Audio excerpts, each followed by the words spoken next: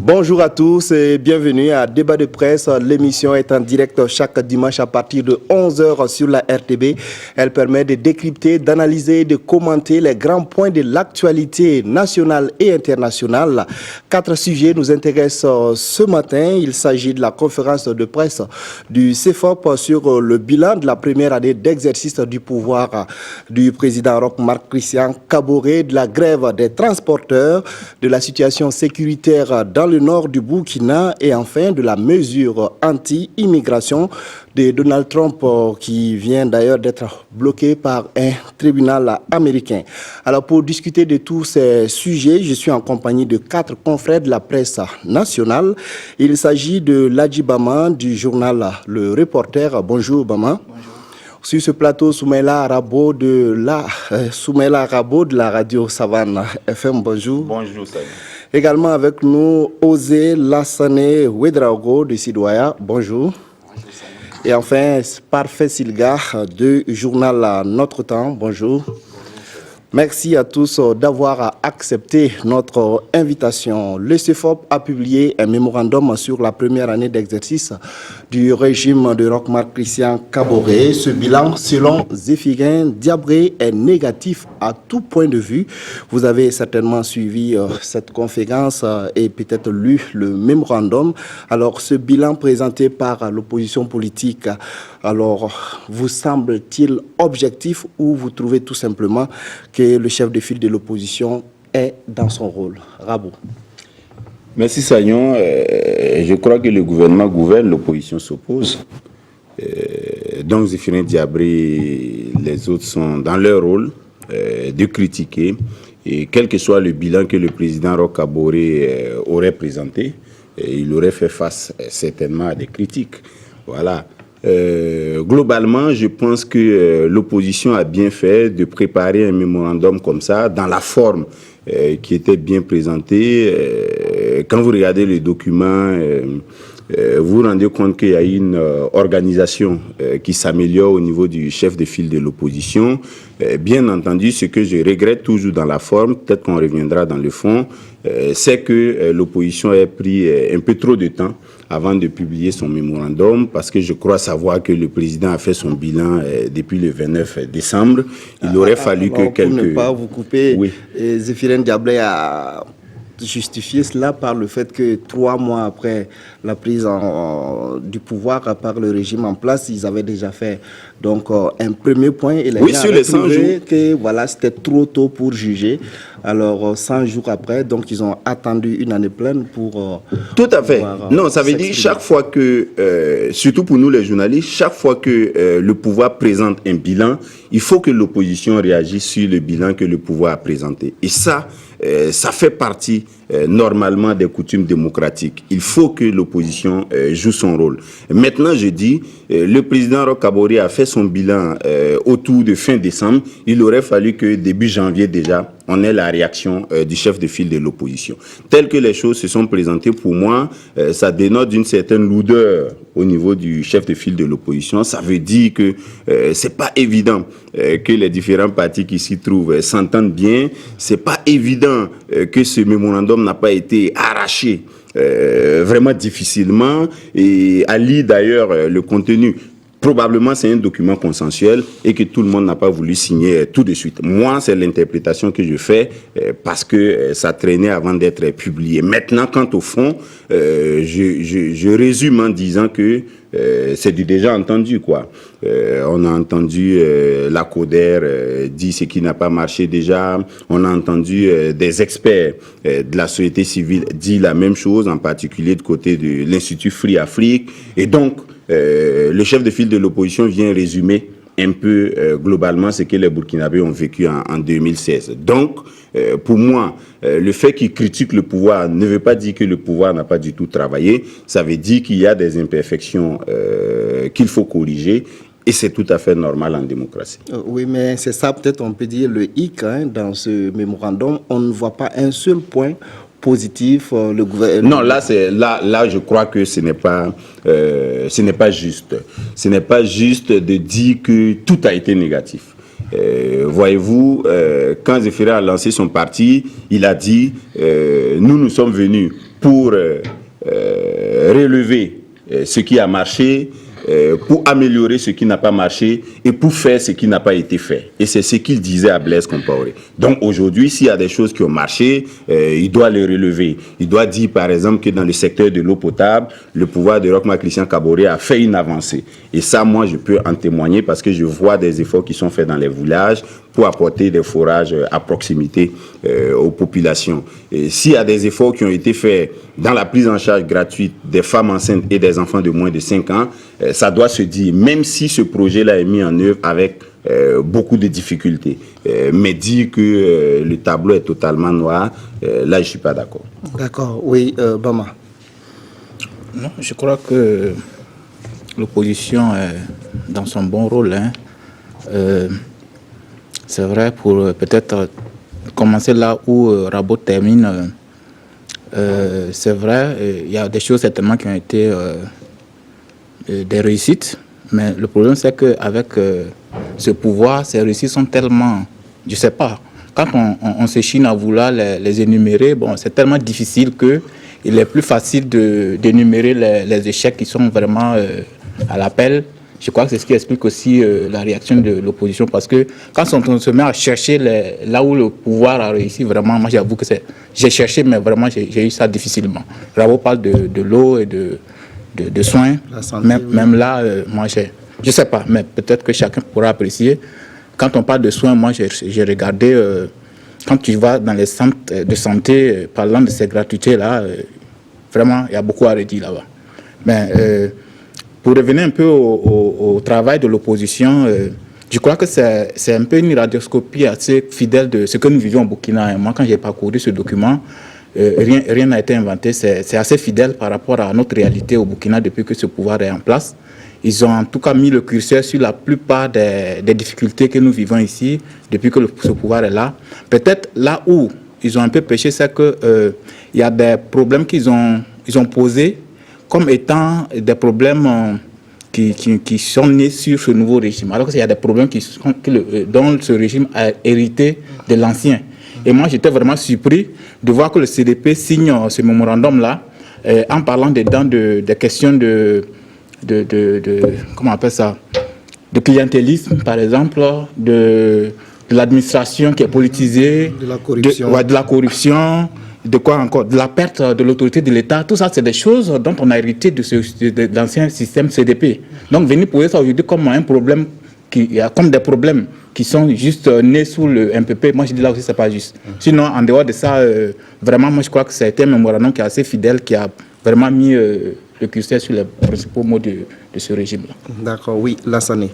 Oui, tout d'abord pour dire, comme les précédents l'ont dit, c'est du devoir et c'est du droit même c'est du droit et du devoir même de l'opposition de critiquer ce que le pouvoir en place fait. Parce que, comme Zéphirin l'a dit, lorsque les électeurs ne vous ont pas encore confié leur voix, vous avez au moins ce qu'on appelle le ministère de la parole, c'est-à-dire la critique. Voilà. Et donc, ils sont dans leur droit de dire ce qui n'a pas marché, de critiquer le gouvernement en place. Mais comme je l'ai dit, j'embouche la même trompette que Rabo, j'ai l'impression que tout a été peint en noir.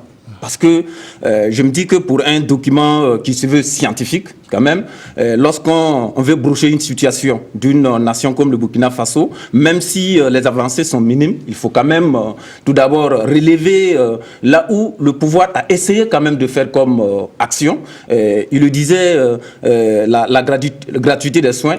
c'est quand même cette mesure rencontre des problèmes sur le terrain, on est d'accord. Lorsque vous partez au niveau des CSPS, problème de fourniture à médicaments, vous partez, on dirait lorsqu'on veut vous prescrire l'ordonnance, on dirait que c'est un peu plafonné. Il y a quand même des insuffisances, mais il faut relever quand même, faut saluer l'initiative. Ensuite, en termes de l'eau potable, il y a quand même des actions qui ont été menées, même si vraiment le problème est tellement vraiment très vaste que en un mois, et je sais pas, en une année, on peut résoudre ce genre de situation. Ensuite, lorsque j'ai parcouru et puis j'ai fait une lecture croisée des différents médias, j'ai vu que le CEFOP a mis le doigt là où ça n'a pas donné, il a oblitéré là où un peu ça donnait, et aussi il a oublié, je ne dirais pas qu'il a oublié, mais peut-être de façon intentionnelle de faire des propositions. Parce que j'ai vu que le mémorandum de 3 mois, le CEFOP avait fait des propositions. Cette fois-ci, j'estime que le CEFOP aurait dû faire des propositions pour montrer quand même à l'opinion que peut-être il constitue une force alternative. Voilà, si nous, CEFOP, nous étions au pouvoir, si ces problèmes, nous étions face à ces problèmes, voici ce que nous allons faire, voici ce que nous allons faire. Mais tel que fait, c'est comme si on a diagnostiqué la maladie, et puis bon, on dit au malade, bon, tu peux aller te débrouiller. Voilà, donc j'estime que le CEFOP aurait dû faire des propositions pour lui-même sa propre crédibilité aux yeux de l'opinion nationale. D'accord, voilà. Oui. Alors, votre avis, Silga, sur cette conférence de presse du CEFOP et ce mémorandum sur le bilan de la première année d'exercice du pouvoir du président en place? Non, je ne vais pas revenir sur ce que les autres ont déjà dit. Je retiens 2 éléments. D'abord, le titre du rapport. On dit « Une année perdue ».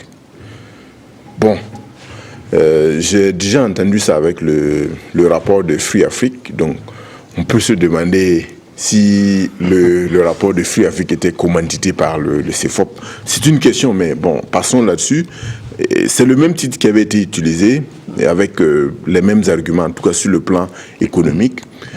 Bon, on peut toujours apprécier, mais je pense que globalement, le mot est trop fort. Comme les autres ont déjà dit, il y a eu des avancées, mais on peut toujours critiquer, on peut toujours dire ce n'est pas ce que les Burkinabés attendaient.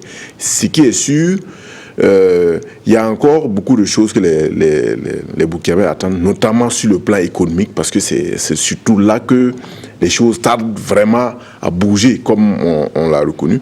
Le deuxième élément qu'il faut dire, c'est que quand on regarde un peu le rapport, je pense que l'opposition a intérêt effectivement à renforcer ses capacités techniques, je veux dire. Il faut qu'on puisse arriver à l'expérience de certains pays anglo-saxons où vous avez le shadow cabinet avec différentes compétences qui peuvent effectivement disséquer la gouvernance d'un parti et pouvoir déterminer sur le plan économique, sur le plan social. Vous trouvez que ça n'a pas été fait dans ce rapport, ce mémorandum? Non, ce n'est pas encore ce qu'on aurait dû attendre, quoi. Parce que quand vous regardez, par exemple, les éléments dont parlent les confrères sur le plan de la santé, sur le plan de forage, ça veut dire que ça n'a pas été relevé de façon précise. On aurait pu tout simplement, pendant cette année-là, dire au gouvernement, vous avez dit que pour la santé, on a pris en charge 6 millions par exemple, de femmes ou d'enfants. Nous disons que ce n'est pas 6 millions. Vous voyez, cette prise de précision. Voilà, prise de précision qui est beaucoup plus de chiffres, beaucoup plus de statistiques, mais et d'études. Parce que c'est ça aussi. Ça veut dire que pour qu'une opposition soit sérieuse, il faut qu'elle nous produise aussi des études pour étayer ce qu'elle dit. Pour le moment, on ne voit pas ça encore. Mais j'ai dit, le travail qui est déjà fait par l'opposition, c'est déjà bien. Il faut qu'on amène l'opposition à se réveiller davantage. Parce que du réveil de l'opposition, de la force de l'opposition, viendrait aussi, je veux dire, l'amélioration des politiques publiques. Parce que ça, il faut le dire, si l'opposition est molle, on n'aura pas... Il y a beaucoup de choses qui ne vont pas bouger aussi du côté du pouvoir. Donc, il faut qu'on puisse travailler. Il faut qu'eux-mêmes, les gouvernants, puissent travailler à ce que l'opposition soit forte. Ah ben, bon, ça c'est autre chose. Qu'elle fasse des critiques peut-être plus objectives qui les permettent de mais Sylvia a raison, non? Je savais que c'est dans les plans stratégiques de l'Assemblée nationale, il y a 300 millions qui sont prévus pour le CFA. Voilà. vous le savez, non? Voilà, donc le pouvoir travaille à ce que l'opposition... Contre combien pour le pouvoir en place? L'opposition, c'est pas travailler à renforcer sa capacité, puisqu'on peut donner l'argent et puis travailler à désunir ou bien à, je sais pas, de façon politique à désaxer. Mais c'est la politique. Voilà, donc voilà pourquoi nous disons qu'il n'y a pas de pouvoir qui veuille que son opposition soit forte. C'est à l'opposition de travailler à s'imposer au pouvoir. D'accord. Alors, parlant donc du pouvoir, hein, on peut dire que le chef de file de l'opposition n'a pas été tendre non plus avec les partis qui étaient entre-temps aussi forts, qui se sont retrouvés aujourd'hui dans la majorité présidentielle. Je veux parler de l'UNIR PS et puis du parti Le Parent également, qui ont été un peu critiqués donc, au cours de cette conférence de presse du chef de file de l'opposition. Bravo. Et je vais relever encore deux choses avant de revenir sur la question. Ça veut dire que je crois aussi qu'avec ce mémorandum-là, Zéphirin se rachète un peu parce que à la CODER, on l'avait accusé de travailler pour le président Roch Kaboré, d'être un peu trop conciliant, de ne pas être très critique. Je crois qu'il a essayé de se racheter, de montrer qu'il joue son rôle. L'autre chose que je veux relever, c'est qu'au niveau du pouvoir, les gens sont durs parce que c'est des gens quand même qui ont travaillé avec l'ancien régime Blaise Compaoré et qui ne peuvent pas se dédouaner du bilan global de l'ancien régime et qui ne peuvent pas dire qu'on ne connaît pas la gestion du pouvoir. Vous voyez, c'est pourquoi les gens sont un peu trop durs avec eux. Et si on avait élu d'autres personnes qui n'avaient pas anciennement gouverné, les gens allaient avoir un peu plus de recul. Mais moi, je me permets de faire ce recul-là, de me dire, il ne faut pas tout peindre en noir. L'homme, il est ce qu'il est, il est imparfait. Ils ont une dose de recul à prendre avant vraiment de se lancer dans la gestion du pouvoir. Maintenant, par rapport de réagir juste sur ça, juste sur ce que vous venez de dire, est-ce qu'on doit peut-être accorder au pouvoir un an après, je ne sais pas comment on peut l'appeler, peut-être... oui, un état de grâce pour peut-être lui permettre de mettre en œuvre son programme. En fait, moi je crois que sur ce point, il faut qu'on se comprenne. Parce que même au bout de 5 ans, on peut toujours dire que non, il est trop tôt pour critiquer. Moi je pense que à chaque étape, ça critique. Même au lendemain, juste au lendemain de la prise de pouvoir du MPP, on peut déjà mettre des critiques. C'est ce que moi j'ai toujours dit. Ça dit qu'il ne faut pas attendre forcément la fin du mandat pour pouvoir critiquer. Il faut pas attendre la fin du mandat pour pouvoir faire un bilan de l'action. Chaque jour qu'on pose des actes, on doit pouvoir faire un bilan des actes qu'on pose au jour le jour. Et moi je dis que même au moment des 100 jours de Roch au pouvoir, l'opposition avait bel et bien la légitimité pour mettre des critiques à ce stade-là. Au bout d'un an aussi, on peut le faire. Maintenant, c'est quel genre de critiques qu'on fait? Parce qu'au bout de 100 jours, il y a un certain nombre d'activités qu'on était censé pouvoir mener. Au bout d'un an aussi, il y a un certain niveau d'exécution aussi de ce qu'on a promis aux gens qu'on doit pouvoir atteindre. Moi, je crois que c'est à ce niveau qu'il faut situer le débat.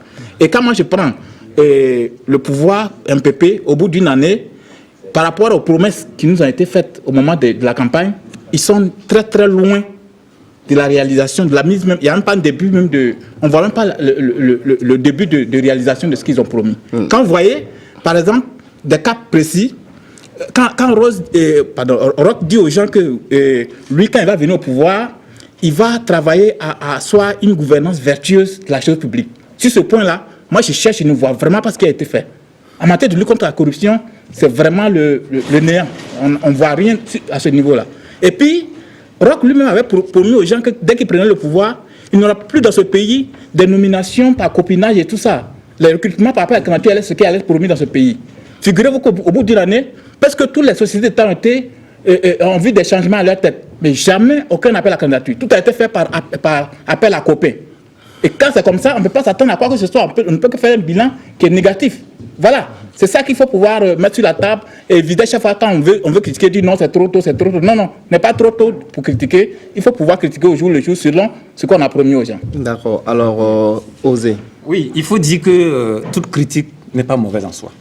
Voilà, ça dépend de ceux qui, je sais pas, ceux qui sont au pouvoir et de comment on analyse les critiques. Sinon, à chaque étape de la gestion du pouvoir, l'opposition a le droit de critiquer ce que le pouvoir fait, mais au pouvoir de prendre toutes les critiques qui ont été faites, les analyser, voir où est-ce que vraiment le CFOP a été... Par rapport à l'état de grâce dont a parlé entre-temps Rabo, même s'il ne le dit pas exactement comme ça, vous pensez que c'est trop tôt, on doit permettre encore au pouvoir en place de prendre plus de temps pour mettre en exécution ces différents projets et programmes? Bon, c'est vrai que le pouvoir a 5 ans.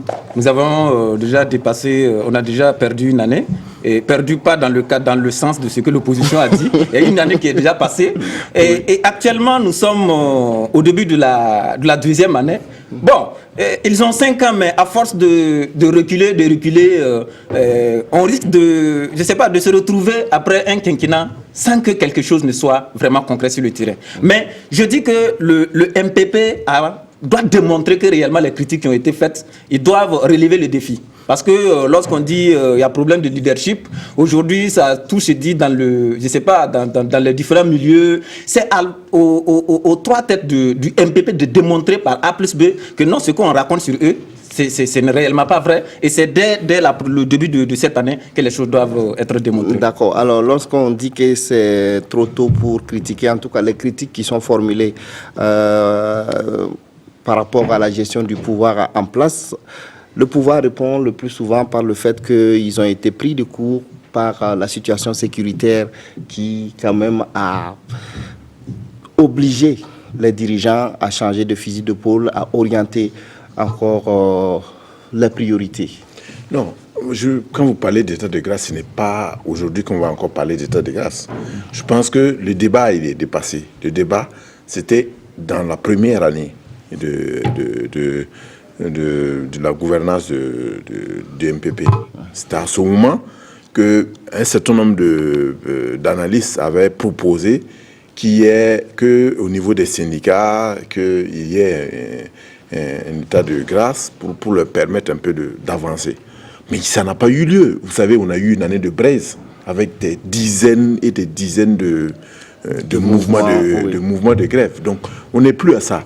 Maintenant, comme on l'a relevé, il faut effectivement que le programme qui a été proposé au Burkinabé et sur la base duquel le président Roch-Marc Christian Kaboul a été élu, soit effectivement mis en œuvre et que, de façon régulière, comme le font les organisations de la société civile, de façon régulière, qu'on puisse évaluer ce qui a été fait et ce qui reste à faire. Moi, je pense que il faut qu'on s'engage tous, il faut que ceux qui nous dirigent là s'engagent effectivement dans l'application de leur programme. Parce que, évidemment, c'est quand on va arriver à la fin du mandat, on va le juger sur ce qui a été fait et sur ce qui n'a pas été fait. Donc, c'est à eux de mettre en œuvre le programme et puis on verra. Maintenant, si à la fin, ils peuvent nous démontrer effectivement que un certain nombre d'actions n'ont pas pu être menées à cause des difficultés de la première année, c'est-à-dire que la menace sécuritaire, la menace djihadiste, tout le passif du régime Blaise Compaoré, les chocs exogènes. Bon, c'est au peuple du Burkinabé de croire ou de ne pas croire. Donc moi je pense que on va le laisser. Ce que moi je veux relever, mais je veux qu'on parle aussi des accusations des Zéphirins Diabré contre Benoît Sankara et Sekura. Moi je ne parle pas d'état de grâce en tant que tel, je parle des circonstances atténuantes. Et ça dépend de chaque Burkinabé, quoi. Il y a des Burkinabés qui se disent, ceux-là ils savent gouverner depuis 30 ans, il ne faut pas qu'ils viennent nous dire oui, il y a eu des attentats terroristes, tout ça, ça ne tient pas la route, parce que vous êtes préparés à tout ça. Quand vous prenez le pouvoir. Tout à fait. Ils avaient l'expérience. Tout à fait.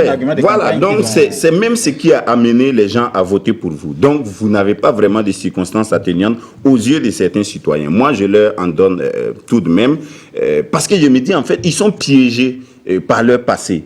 Et c'est leur passé qui les suit et qui fait que la gouvernance vertueuse là ne vient pas. Parce que vous avez des amis dans la fonction publique là qui sont là, qui ne travaillent pas, que vous ne pouvez pas sanctionner. C'est ça le problème, d'avoir travaillé avec Blaise Compaoré. Il ne fallait pas travailler avec Blaise Compaoré. Ou après avoir travaillé avec Blaise Compaoré, il ne fallait pas revenir au pouvoir. Aujourd'hui, ou bien il ne fallait pas revenir au pouvoir. Bref. Qui n'a pas travaillé sur non, Tahirou Barry n'a pas travaillé avec Blaise Compaoré. Mais il était dans l'administration. Donc c'est pour vous dire, le MPP est vraiment piégé et c'est normal. Maintenant, ce que j'ai dit par rapport à Zéphirin Diabré qui s'en prend à M. Benoît Sankara, est-ce qu'il ne lui fait pas la force vraiment? Quelqu'un n'a pas été élu. On a élu d'autres personnes. Il décide d'aller travailler avec ceux qui ont été élus. On dit non, il devait être à l'opposition. Non. Moi, je crois que c'est un peu tiré par les cheveux. Parce que même si on prend les choses idéologiquement, l'UNIPS, là, se retrouve plus idéologiquement avec le MPP ou bien avec l'UPC. C'est avec le MPP. Mais ils sont sankaristes. Mais c'est un parti de gauche. Le MPP est un parti de gauche. Mais ce n'est pas le cas de l'UPC. L'UPC, c'est un parti libéral. Le CDP. Mais le CDP est social-démocrate, il n'a jamais démontré sur le terrain. Ils ont passé le temps à faire du libéralisme. Donc Zéphirin Diabré, je crois, a un peu fait... je crois qu'il est allé un peu trop loin dans ses accusations. Mais il faut préciser aussi que c'est suite à une question qui a été posée dans la salle que ce débat est arrivé. Oui, je voulais dire, quand j'ai écouté, je dis mais on est dans quel monde? Est-ce que vous voyez une situation où quelqu'un perd le pouvoir et les alliés qu'on recherche là vont vers la personne qui a perdu le pouvoir? Vous avez vu ça? C'est dans quel pays vous avez vu ça? Mais c'est tout à fait logique que l'UNIPS soit allé du côté de celui qui a gagné le pouvoir. C'est logique. Et tenez-vous bien, si l'UNIPS était parti avec les autres pour faire la majorité à l'Assemblée, qu'est-ce qui se serait passé?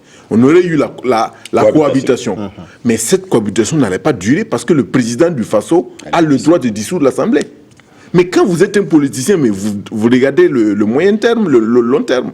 Et ça, c'était logique. Si le président dissout l'Assemblée, ça veut dire qu'on va reconfigurer la scène politique. Et ce n'est pas évident que les autres là vont encore avoir la majorité. Mais c'était, pour moi, il n'y a même pas de débat. Mais ça, c'est un débat politicien entre les deux, puisque quand vous avez vu la réaction de M. Sankara, vous comprenez. Effectivement, ils étaient tous au CFOP. Et bon, voilà, mais pour moi, c'est un débat politicien. Voilà. D'accord, oui. Lassane, oui. Oui, moi je trouve que à analyser vraiment les propos des deux leaders politiques qui se font la guerre par, je sais pas, par conférence de presse interposée, voilà, ou par médias interposés, je trouve que ces deux ont un problème particulier. Parce que si vous prenez par exemple juste après le CFOP, juste après M. Benoît Sankara, c'est Zef qui est venu et puis il y a eu qui a disséqué un peu la gestion de M. Sankara au CFOP et il y a eu quand même, je sais pas, des choses qui n'ont pas été ça et ils ne se sont pas entendus. Et je me dis qu'après ça, je trouve que Zéphirin Diabré en veut à M. Sankara pour être allé, je sais pas, avec la majorité et les avoir empêchés, je ne sais pas, de prendre la tête de l'Assemblée nationale et d'avoir un Premier ministre de l'opposition. Parce qu'ils l'ont même dit, juste après les élections municipales, présidentielles et municipales, il y avait des concertations au sein de l'opposition pour réunir en tout cas la majorité et essayer de prendre le Parlement et avoir un Premier ministre issu de l'opposition. Mais c'est comme Parfait l'a dit. C'était un attelage qui n'allait pas aller loin parce que le président du Faso avait ce droit-là de dissoudre l'Assemblée nationale et de procéder à d'autres élections. Donc moi, je pense qu'ils n'ont qu'à dépasser ça. Ils sont des leaders, ils doivent aller être au-dessus de la mêlée. Un dernier mot, Bama, sur moi, je ne rentrerai pas dans la querelle qui aurait dû être avec qui aurait dû aller à la majorité. Mais moi, là où je suis quand même un peu d'accord avec Zéphirin sur ce point-là, c'est quand on met dans la balance les arguments concernant le comportement que les uns et les autres sont allés adopter avec le pouvoir. Par exemple, quand un sankariste s'en va au pouvoir et qu'on lui offre 1 million sans que cela ne soit justifié, pour un sankariste, ça ne se justifie pas. Thomas Sankara n'aurait jamais accepté ça. Et ça, on ne peut pas le discuter, c'est comme ça. Et sur ce point, moi je suis d'accord avec l'opposition que M. Sankara, on le laisse terminer, justement, s'il vous plaît, je finis. Je parle de Sankari, je ne parle pas de libéral, je parle de Sankaris. Et je dis bien sur ce point précis, je suis d'accord Je suis d'accord parce que Thomas Sankara n'aurait jamais accepté ça. Les tablettes, Thomas Sankara l'aurait jamais accepté. Si ces 2 points-là, moi je suis d'accord que non, là, M. Sankara, surtout quand j'ai vu sa réaction, quand on lui a posé le problème des millions, comment elle a réagi, moi j'ai dit non, je ne le reconnais pas comme ça. M. Sankara ne doit pas pouvoir avoir cette posture-là en tant que sankariste. Mais ce qui est bien, globalement, c'est que si l'UNIPS s'est trompé en allant à la majorité, l'UNIPS sera sanctionné. Et le peuple l'attendra en 2020 pour le lui dire. Donc il n'y a pas de problème, Zéphirin n'a pas à s'en plaindre. Tout choix politique là se paye. Et si l'UNIPS a fait le mauvais choix, il ne faut pas que Zéphirin s'en plaigne. Ça va venir. Alors, on va toujours parler de l'opposition et parler de cette actualité qui n'est pas prévue ici dans notre plan, je le dis, de départ. Alors, c'est cette rencontre entre le CEFOP, justement, et puis le SINCHA. Comment vous avez trouvé ça, le fait que le chef de file de l'opposition soit parti au siège de ce syndicat pour l'encourager, voilà, dans ses activités? Très rapidement, un mot. Oui. Je pense que ça fait. On est dans une logique du CEFOP parce que avant, je pense qu'il y a eu des rencontres avec d'autres syndicats et d'autres forces sociales de la société civile. Donc, j'estime que ça rentre en droite ligne de leur politique pour effectivement maintenir aussi le contact, maintenir le dialogue aussi avec les différentes forces sociales et politiques. Et c'est important aussi que l'opposition puisse savoir effectivement qu'est-ce qu'un syndicat comme le SINCHA rencontre comme problème, quelles sont les difficultés des agents de santé et tout. Ça leur permet aussi de renforcer ce qu'ils pensent de la santé. Mais est-ce que ça ne décrédibilise pas un peu le syndicat qui peut être taxé d'être instrumentalisé par l'opposition? Vous savez, même si le CEFOP ne rencontre pas le SINCHA, il s'en trouvera des gens qui diront que quand un syndicat fait une grève, il y a toujours des gens, des forces. Nous l'avons connu à l'université. Quand on était à l'ANEP, on faisait des mouvements de grève, on disait oui, il y a une force invisible derrière vous. Je dis, mais attendez, il faut résoudre le problème des étudiants. Et si maintenant, après la résolution de la plateforme revendicative, il y a d'autres mouvements, vous pouvez vous poser des questions sur les motivations. Une dernière réaction pour qu'on avance sur ce point, oui. Oui, moi je trouve que c'est de bon temps pour l'opposition, parce que tous les moyens sont bons pour être visibles sur le terrain. Voilà, vous avez vu que de par le passé, le CEFOP a rendu visite à l'Union d'action syndicale, où il a discuté avec les principaux leaders, où seulement Bazier leur a dit la vérité, même si vous étiez au pouvoir. Le jour où peut-être même toute la classe politique, que vous soyez de l'opposition ou de la majorité, si vous déconnez, nous allons vous mettre à l'ordre. Ce n'est pas parce que vous nous avez rendu visite que vous allez faire un certain nombre de choses que nous allons noter. Mais je dis, c'est quand même une action pour l'opposition d'être visible sur le terrain. Il ne faut pas attendre lors des campagnes pour aller sur le terrain et puis rendre visite aux gens. Vous avez vu que lorsque les problèmes de Koglo étaient vraiment sur la table, Zéphirin est allé à Chouj, au Ziro, rencontrer les Koglo. Bon, moi je trouve que c'est une manière pour eux de rester visibles sur le terrain et d'être en contact avec les forces vives de la nation. Moi, je suis un peu dubitatif là-dessus, parce que pour moi, si c'est quand les gens sont en grève que le chef de file va les voir, ça pose problème quand même. S'ils rencontrent l'unité d'action syndicale globalement, en dehors des mouvements de grève, pour moi, il y a lieu d'être. Mais s'il attend que tel syndicat soit en grève pour qu'il aille le voir, tel autre syndicat soit en grève pour qu'il aille le voir, pour moi, ça peut faire mélange des genres. Il faut faire attention. Et les syndicalistes là doivent aussi mesurer peser le pour et le contre. D'accord. On va progresser avec cette autre actualité au cours de la semaine. C'est cette grève des transporteurs, ces transporteurs qui ont observé mercredi dernier un arrêt de travail pour protester contre les tracasseries routières et les raquettes. Le mouvement qui devrait durer 3 jours n'est pas allé à son terme. Alors, ce débrayage des transporteurs vous semble-t-il justifié, tout simplement? Bon, moi, j'ai suivi un peu les négociations jusqu'à la dernière minute. Mais je me suis demandé si effectivement il n'y a pas eu comme un forcing pour maintenir quand même la grève. Parce qu'il y a eu des discussions entre les transporteurs et les différents ministères, le ministère de l'administration territoriale et le ministère des Transports. Et ils avaient convenu d'un certain nombre, parce qu'il y a deux problèmes principaux. Le premier problème, sont les tracasseries routières. Ensuite, l'autre problème, c'est la convention collective. En ce qui concerne les tracasseries routières, par exemple, la réponse des ministères du gouvernement a été qu'il y a une structure qui a été mise en place pour essayer de contrôler le travail des agents sur le terrain. Et le gouvernement s'est engagé, par exemple, à dépêcher des équipes sur le terrain dès qu'ils seraient prévenus de cas de tracasserie ou de cas de raquettes, en fait, sur le terrain. Et que les problèmes pouvaient être résolus sur place quand, par exemple, ils étaient signalés. Avec des numéros sur lesquels ils peuvent appeler.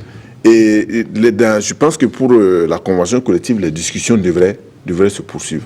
Mais il y a eu comme un danger au niveau, selon les informations que j'ai eues, c'est qu'on a eu l'impression que les responsables du syndicat avaient presque peur de lever le mot de grève parce qu'ils ne savaient pas quelle serait la réaction de la base. Et après, finalement, la grève a été lancée et la veille de la grève, ils ont envoyé une correspondance au ministre du Transport pour dire qu'il lèverait la grève là, le lendemain à 12h. Mais le mal était déjà fait. Parce que le mal, c'est quoi? Le mal, c'est que au-delà de ceux qui étaient dans la grève, il y a eu des manifestants, des grévistes qui ont bloqué les autres personnes qui allaient pour chercher le carburant. Des citernes qui allaient pour chercher le carburant à la Sonavi, mais qui ont été bloqués. Voilà ce qui a créé mais tout le problème, il faut qu'on se pose des questions. Qu'est-ce que nous cherchons pour ce pays? Quelle est notre vision? Qu'est-ce que nous entendons faire demain pour éviter qu'il y ait tous ces problèmes? Et moi, je dis qu'il faut qu'on puisse travailler à anticiper ce genre de problème. Parce que ce qui s'est passé, c'est quoi?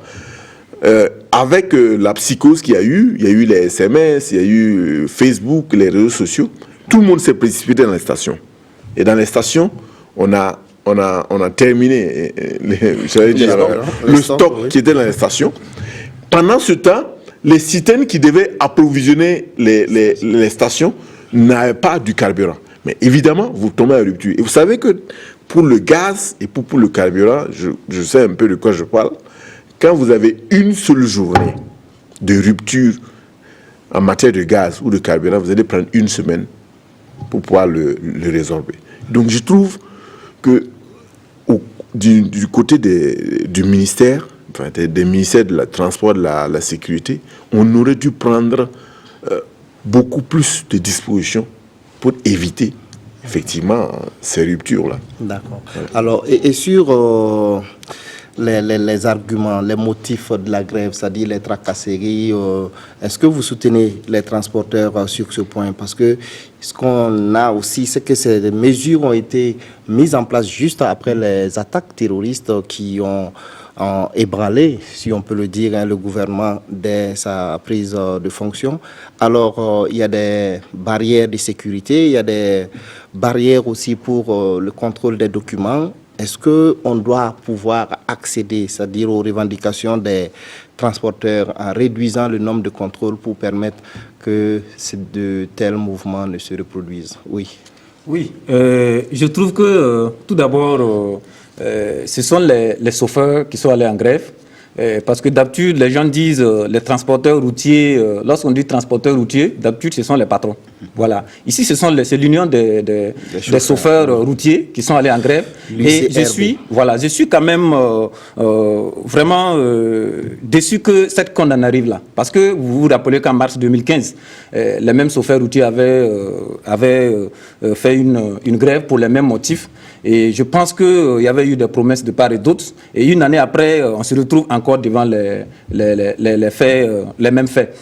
Au niveau des tracasseries que les chauffeurs évoquent, ce ne sont pas en quelque sorte les vérifications des documents qu'ils se plaignent. Et les chauffeurs, ils l'ont bien dit, les vérifications des documents ne se font pas au pied même des véhicules. C'est-à-dire, on vient, on te prend, on va quelque part. Si réellement la vérification, c'est pour le véhicule, on fait la vérification au pied du véhicule. Pourquoi on va aller ailleurs pour vérifier des documents sur un véhicule? Et bon, au juste, l'objectif, c'est quoi? Donc, je me dis que ce que ces chauffeurs dénoncent, c'est en quelque sorte les raquettes. Voilà, dans votre pays, votre propre pays, où en quelque sorte, ces genres de choses même c'est contre quand même les normes de l'UEMOA qui prônent la libre circulation des personnes et des biens. Et je trouve que ce serait bien que la structure qui a été mise en place en décembre pour quand même coordonner les différentes actions des choses sur de la police sur le terrain en termes de vérification documentaire et identitaire, puisse vraiment faire son travail afin que ces genres de tracasseries puissent cesser. Mais du côté de la convention collective qui a été signée en 2011, au Burkina Faso, nous avons un problème avec les textes.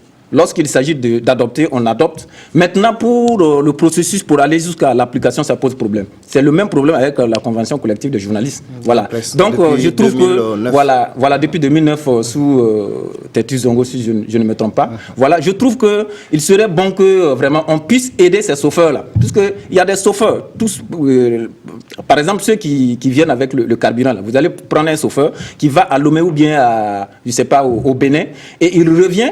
Et vous allez voir le véhicule, aux abords des véhicules, là, ils mettent le carburant dans des bidons de 20 litres. Juste quand ils viennent au niveau de à la frontière, ils ont des preneurs et ça leur permet de zongler et d'allonger la fin du mois. Tout ça, je trouve que c'est parce que ces gens ne sont pas bien traités, même si quand même il y a des gens qui ont la fraude dans leur sang.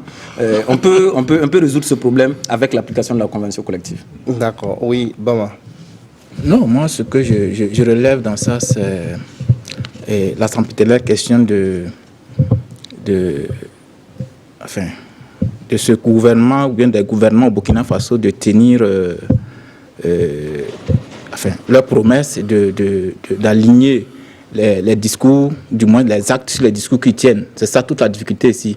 Et quand j'écoute ce que Parfait vient de dire, c'est réellement, on est dans une situation où il y a une crise de confiance même entre les acteurs qui sont dans ces négociations-là. Sinon, on ne peut pas comprendre que pendant qu'on est en négociation, les choses sont sur la bonne voie, on n'accepte pas, en tout cas, aligner ces actions sur le terrain à ce qui se passe dans les négociations. C'est ce qui se passe. Et ça s'explique. Parce que les acteurs n'ont plus confiance à leur gouvernants. C'est ça le problème. Les promesses ont été faites depuis des décennies qui n'ont jamais été respectées dans ce pays. Et c'est ça. Et quand il y a grève, les gens, tant qu'ils n'ont pas ce qu'ils revendiquent dans la main, les promesses, ils s'en moquent. Ils n'ont plus confiance, c'est ça la réalité.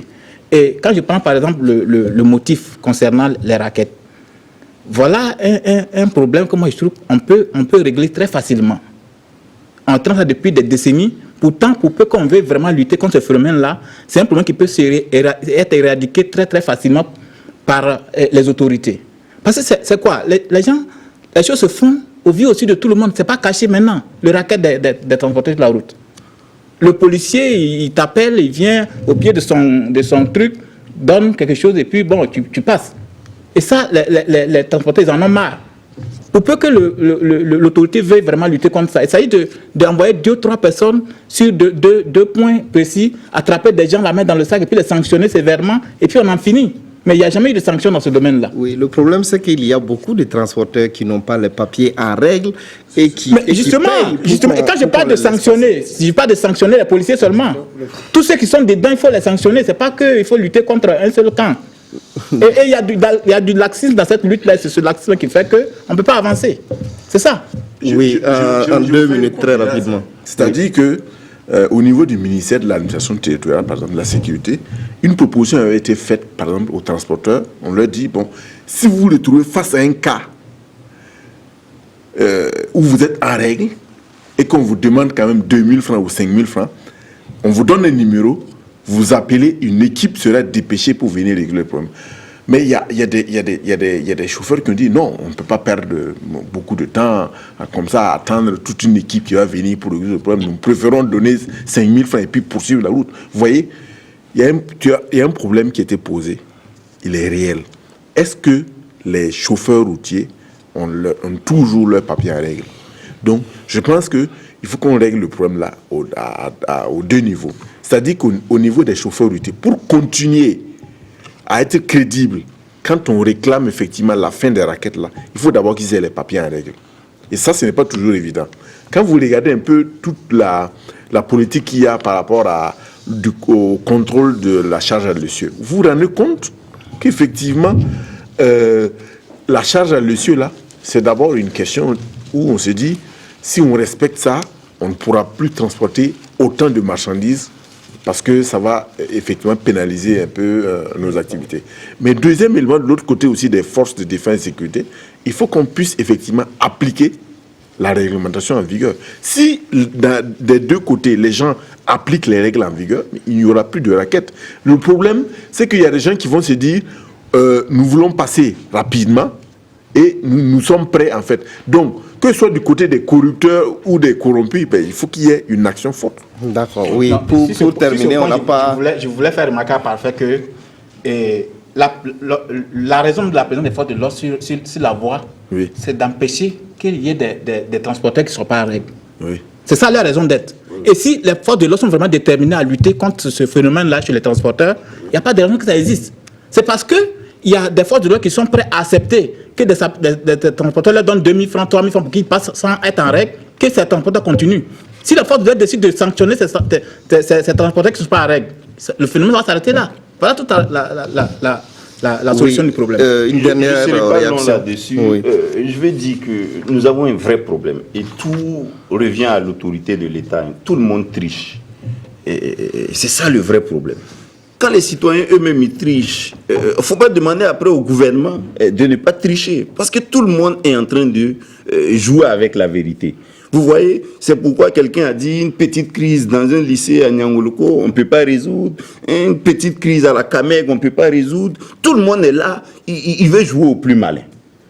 On ne peut pas avancer comme ça. Le changement là, ce n'est pas les gouvernants seulement qui doivent changer. Nous aussi, nous devons changer. Il faut que tout le monde s'investisse dans le changement. Et c'est comme ça qu'on pourra changer. Si toi-même, tu n'es pas correct, tu ne peux pas demander aux gens de l'être. Moi, je crois qu'il faut que les chauffeurs eux-mêmes, ils soient sérieux, ils se disciplinent davantage.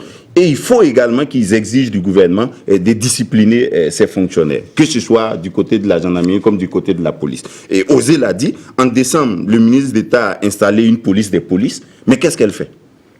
Qu'est-ce qu'elle fait pour qu'on continue à racketter les gens sur nos routes? On se demande où on est.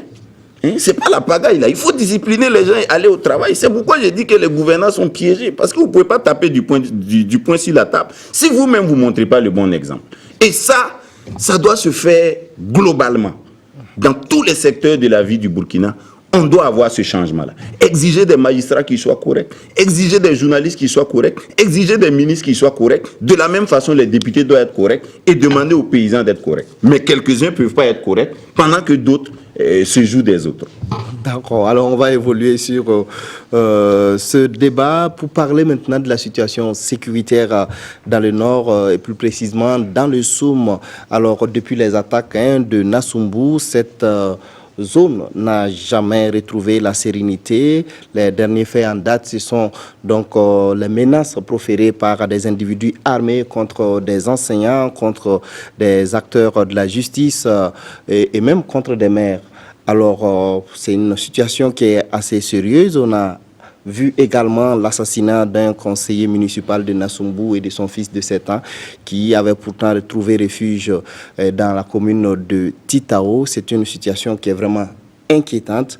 Alors, selon vous, qu'est-ce qu'il faut faire face à cette situation qui devient de plus en plus préoccupante? Parfait.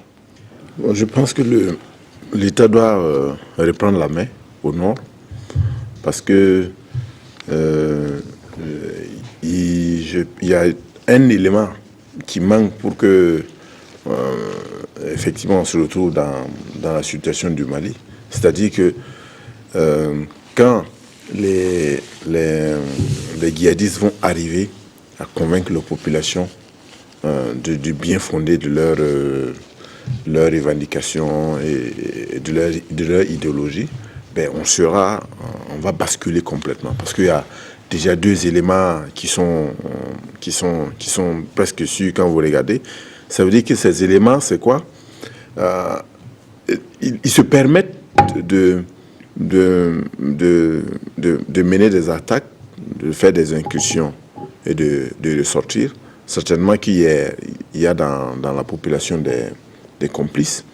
Et ils se permettent aujourd'hui d'aller menacer des fonctionnaires installés, d'aller menacer l'autorité. Ça veut dire qu'ils commencent à gagner en confiance. Ça, il faut le dire. Donc, je pense qu'il faut que l'État, effectivement, reprenne la main. Qu'ils disent, qu'ils mettent en place un certain nombre d'instruments, qu'ils mettent en place un certain nombre d'actions, qui renforcent effectivement la sécurité, mais aussi qui renforcent aussi son système de renseignement. Parce que vous savez qu'une grande partie de la bataille et du combat ne peut être gagnée que par le renseignement. Donc, il faut effectivement que l'Agence nationale de renseignement puisse monter en puissance. Parce que jusqu'à présent, elle a été mise en place, et c'est vrai qu'elle est rattachée à la présidence. Mais est-ce que réellement cette agence-là dispose des hommes et des moyens, effectivement, pour que le renseignement là, soit un élément déterminant dans la victoire du peuple burkinabé contre ces obscurantistes? Donc ça, c'est un élément qu'il faut... Mais il faut que l'État reprenne la main au nord. Ça, c'est très important. D'accord, oui. Bama. Non, je suis tout à fait d'accord avec Parfait. Il faut que on montre qu'il y a un État dans ce pays. Il y a des autorités qui sont là pour, en tout cas, faire régner l'État de droit. Parce que là, quand on regarde l'évolution des choses, finalement, il y a de quoi s'inquiéter vraiment. Parce que il y a 2 semaines déjà, quand sur ce même plateau, le lendemain de la première menace, où les gens avaient interdit aux enseignants, je crois, de ne plus enseigner en dehors de la langue arabe, alors, le ministre Simon Compaoré avait fait une sortie qui nous avait tous, en tout cas pour moi, m'avait quand même rassuré, où il disait que dans les brefs délais, ces gens-là allaient l'entendre sur le terrain. Mais plus on avance, les jours passent, on voit que les gens, ils n'entendent toujours pas. Hein. Apparemment, ils continuent d'avancer allègrement dans leur stratégie. Et comme Parfait l'a dit, on sent qu'ils sont en train de gagner. La terreur ou la psychose en train de prendre du terrain. Et ça, c'est à leur avantage. Et quand tu regardes, aujourd'hui, ils vont même au-delà du Nord. Hein, quand on écoute un peu partout maintenant, la menace au-delà même de la région du Nord, où il y a des villages même entiers maintenant dans certaines zones du pays qui n'étaient pas soupçonnés jusque-là, où c'est maintenant le discours radicaliste dans certaines mosquées qui est en vogue. Et apparemment, on ne fait rien pour arrêter tout ça. Et c'est là où moi je trouve que c'est vraiment inquiétant. Et j'ose croire que le ministre Simon, il est toujours sur la route, parce qu'on l'attend vraiment, il a promis qu'on va l'entendre, les terroristes du monde vont l'entendre. Vraiment, il faut qu'il se fasse entendre, parce que là, il y a de quoi être inquiet au vu de l'évolution des choses sur le terrain. D'accord, oui, Lassane. Oui, je pense que comme Bama l'a dit, la situation devient inquiétante. Parce que le phénomène a tendance, je ne sais pas, à prendre de l'ampleur et surtout à s'étendre à d'autres régions. Parce qu'avant, c'était la province de Soum, le Sahel en quelque sorte, des enseignants menacés, des maires menacés. Aujourd'hui, on attend que dans certains villages de la région du Nord, il y a des prédicateurs extrémistes, voilà, qui vraiment est en train de, je sais pas, de gagner psychologiquement les gens, parce que lorsque ils vont arriver à laver le cerveau de certains jeunes, bon, et avec en quelque sorte les moyens qu'ils ont, ce serait très facile d'embarquer ces jeunes-là. Et je trouve que c'est mieux déjà qu'on circonscrive la menace. Déjà, ces gens qui sont des prédicateurs extrémistes, ce serait bien qu'on puisse, en tout cas, les interpeller, savoir réellement qu'est-ce qui se passe. Et je dis, à ce niveau, il faut que, je sais pas, il faut que la communauté musulmane puisse réellement accompagner le gouvernement dans ça, pour qu'on puisse séparer le bon grain de l'ivraie. Parce que s'il n'y a pas vraiment une collaboration, si imaginez que d'ici là, l'État arrête quelqu'un et que la communauté musulmane n'est pas d'accord parce que réellement, bon, ce n'est réellement pas ça, on va créer un certain désordre. Je trouve qu'il faut tout d'abord circonscrire la menace tapant du poing sur la table, là où vraiment ça est en train de d'étendre. Ensuite, tout ce qui se passe au Soum, le problème dans le Sahel, c'est surtout un problème surtout de renseignement. Parce que, comme l'a dit Parfait, il faut que l'agence de renseignement soit vraiment à pied d'œuvre. Et ensuite, il faut même impliquer la population locale dans le renseignement. Vous savez que quand on dit, pas pour les stigmatiser, mais vous savez que le Peul, c'est un bon agent de renseignement. Les éleveurs, lorsqu'ils se déplacent, ce sont des agents de renseignement. Je trouve que c'est bien d'intégrer vraiment la population locale dans le renseignement, même si actuellement, vous savez que tous ceux qui ont été traqués, les maires et puis les conseillers municipaux, c'est parce qu'ils sont soupçonnés de connivence avec l'État qui, bon, en quelque sorte, les terroristes les traquent. Mais malgré ça, il faut que l'État affirme sa souveraineté pour qu'on puisse savoir qu'au Sahel, le Sahel appartient au Burkina Faso, le Sahel n'est pas abandonné et que l'État vraiment puisse être le seul maître du terrain dans le Sahel. Ok, oui, Rabo. Ça y est, le problème, la pauvreté, c'est un cercle vicieux. Quand vous êtes pauvre, il y a des choses que vous ne pouvez pas faire. Et si vous ne pouvez pas les faire, vous allez rester pauvre. C'est un peu la situation. Moi, depuis quelques semaines, je suis tenté de dire que ce n'est pas un problème de sécurité, c'est un problème de développement. Voilà, cette partie du Burkina là, a été pratiquement oubliée. Les gens se sentent frustrés et ils collaborent avec ceux qui viennent leur proposer autre chose. Donc je crois que maintenant, on doit avoir une politique spéciale de reprise en main et de développement du Sahel. Je crois que je l'ai déjà dit, c'est pas seulement l'armée qui doit monter en puissance avec l'agence nationale des renseignements, ça c'est peut-être dans l'urgence, mais à moyen long terme, il faut développer le Sahel. Et ça, il faut tout de suite entrer en contact avec les personnes ressources de la localité, prendre les vrais besoins de la population locale et intégrer ça dans la politique globale de développement. Mais je pense que on n'a pas de chance de réussir à reprendre la main dans le Sahel si on n'intègre pas cette dimension développementale-là dans la lutte contre le terrorisme. Oui. Je voulais juste rappeler que on se trouve dans la même situation que le Nigeria avec Boko Haram. Rappelez-vous, quand Boko Haram a commencé à s'installer, on a eu l'impression qu'il y avait comme un laxisme au sommet de l'État avec le président Goodluck. Et voilà, Boko Haram s'est installé. Il a fallu, après, que la moitié de l'état-major de l'armée aille s'installer au nord pour effectivement arriver à les déloger de là-bas. Il ne faut pas qu'on arrive à cela au Burkina Faso. C'est-à-dire qu'il faut déjà travailler à ce que des Katibas ne puissent pas s'installer durablement. Parce que c'est ce que j'ai dit dès le début.